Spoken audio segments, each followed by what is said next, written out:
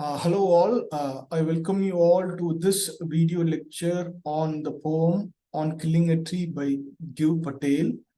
And to start with, let us start with the introduction to the poet. And this poem is written by Gieve Patel, and he was born on 18th August 1940 in Bombay.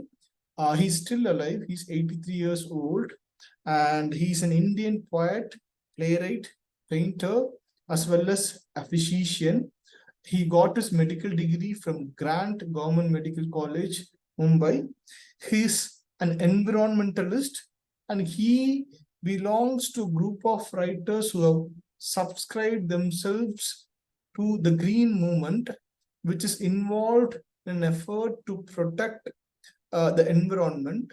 And coming into his poems, the themes in his poems, see, his poems generally speak of deep concerns for nature.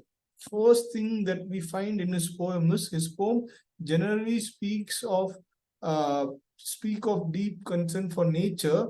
And second important characteristics of his poems are, see, his poems expose human cruelty towards nature, how humans are so cruel towards nature, how they have made nature, they think the nature is expendable, and how they loot and and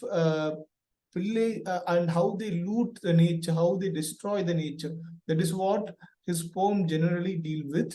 And this poem on killing a tree is one among his famous poem.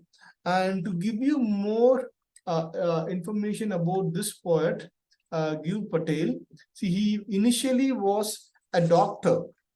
He was a doctor. I told you he was a physician, and he got the spotlight when he painted, and he was also a good artist. He was also an artist. So he got the public attention, the spotlight, when he painted this series of painting called Politician series. So this series is about, he paints the pictures of various politicians, their rallies, their meetings, and that brought him attention. And another well-known artwork of his is Railway Platform series. And in this series, see, these there are paintings, and these paintings had originated from Gieve Patel's experiences of sitting on a bench in a suburban railway station and watching trains arrive and depart. And one interesting aspect about these paintings are, see, the Patel, he doesn't paint a single person on the platform. That is, see, when he paints about a railway platform, when he picturizes a railway platform, he never paints a single person on it. So that is, the platforms are completely unmanned. So this is the moment when one train arrives, the crowd leaves, and the passenger of another train yet to come. He captures that moment in his paintings. So even though the platforms are always empty, always crowded, see, we feel the painter's longing to find solitude in the chaos of the city through the serene images in his paintings. So this is a basic background introduction to Gieve Patel. And coming into this poem on killing a tree, see, the poem speaks about deep concerns about nature and humans' evil habit of cutting trees for selfish motives. And see, the poem is like an instruction manual for killing a tree, and it tells the readers, it gives us a step-by-step instruction on how to kill a tree. And it tells the readers, it also tells the readers that trees are also living beings. They have sentience, and they have feelings and emotions too, and they are living beings. So the poem reiterates trees as living beings, and see, they are not just nowadays, see, trees are not just cut, but they are killed properly by uprooting the roots that are inserted deeply in the soil. And the entire poem is ironic in tone, but see, ironic in the sense that, see, he gives an instruction manual to kill a tree, but he doesn't mean that in the poem. See, he means, see, he tells all the instruction on how to kill a tree, but he means the opposite. It's the irony we find in the poem. That is, he doesn't want people to cut trees, to kill trees, and he, through this poem, he creates an awareness on deforestation and not to kill a tree. And so he teaches many lessons through this poem. So if we look around us, we live in a world where humans have almost destroyed everything. Right? In the process of evolution and survival, human beings have swindled all the resources and has made a huge negative impact on the environment, right? And see, the first thing is in the first negative impact is in how humans modify the environment to fit the needs of society, and has caused severe negative impact, and its effects includes global warming. We find how we live in a globally warmed uh, world. Global warming is one of the environmental degrading factors we need to look into. And we daily read how ice in Antarctica melts, and humans actions also lead to environmental degradations like acidification of oceans and contamination of oceans, lands. And for also, see, these negative human activities lead to mass extinction of species and biodiversity loss and overexploitation, overconsumption of all the resources on earth, pollution, deforestation.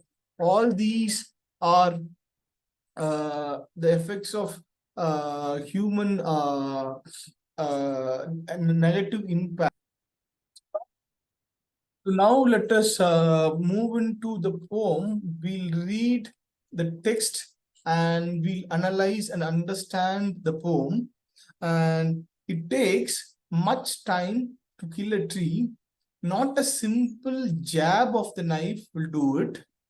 It has grown, slowly consuming the earth, rising out of it, feeding upon its crust, observing years of sunlight, air, water, and out of its leprous hide, sprouting leaves.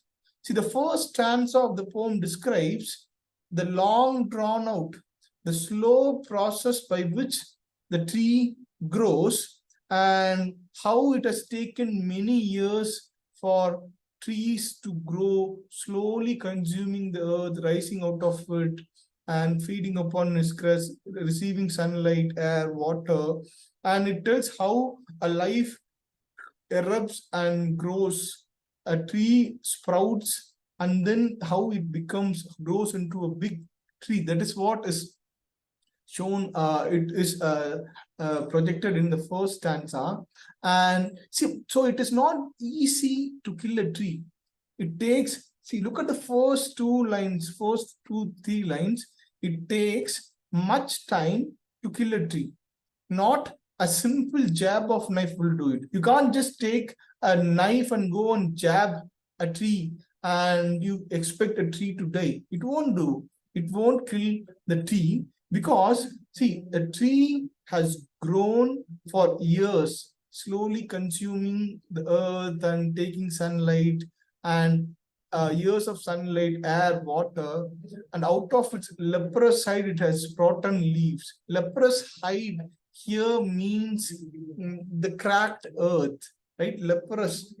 You would know about this disease called leprosy, right? And so it's a scaly skin, a disease caused by infectious infection. And likewise here, the tree sprouts as a sapling from the leprous hide, that is from the earth, and you can't just easily kill a tree. So hack and chop, but this alone won't do it. So if you just hack a tree into two and chop it, see, that alone won't kill a tree. Not so much pain will do it. So even if you give it so much pain, it won't kill a tree, because see, the bleeding bark will heal, and from close to the ground will rise curled green twigs, miniature boughs, which if unchecked will expand again to form a size. The bleeding bark will heal. See, here we find a metaphor, right? A metaphor of, see, all through the poem, we can see a metaphor of a tree being compared to a human. How a human grows from a child into a man or old man. Likewise, it's the same cycle for the tree also. And see, here it is, see, the adjective used here is bleeding, right? Bleeding bark. Okay, here the tree is personified, human attribute is given here. So we find the metaphor of tree being compared to a human, a person. And see, definitely, even if you hack a tree and chop it into pieces, see, the bleeding bark, the stump will again heal, and close from the ground will rise curled green twigs, miniate twigs, and from the cut from the stump that is there, and from that, see, small green twigs will come out. Miniature boughs also will come out. If unchecked, will expand again to form a size. So if you leave it unchecked, small twigs and boughs will sprout out and will make another tree from the cut down tree. No, the root is to be pulled out of the anchoring earth. So a simple jab or a hack of a tree and chopping tree into pieces won't kill a tree. See, no, that root is to be pulled out. You have to pull out the root of the tree that is deep within the earth. You have to pull it out of the anchoring earth. And how you have to pull it out? See, it has to be roped, tied, and pulled out and strapped out, and it should be pulled out entirely out from the earth's cave. And then when you pull out the root and throw it outside, the strength of the tree is exposed. So what here means is the strength of the tree. The strength of the tree is the root. So the strength of the tree is when it is thrown out. See, that is when you actually kill a tree properly, right? See, the strength of the tree exposed, the source white and wet. See, if you had seen the root of a plant or a tree, see, you would know that, see, it would be white, wet, and because it was under the earth soil for a long time, you could find it white and wet, and it is the most sensitive part and hidden for years inside the earth. So only when you pull out the roots of a tree, you actually completely kill a tree. And then once you pull it out, then the matter of scorching and choking in sun and air, browning, hardening, twisting, withering, and then it is done. So the last step in killing a tree, see, is pulling out the roots and throwing it away, and making it exposed to the scorching, choking sun and air. Then later, slowly it will brown, and it will harden and twist, wither, and ultimately it dies. So we find a kind of an instruction manual, step-by-step instruction manual on in killing a tree. And see, this is not the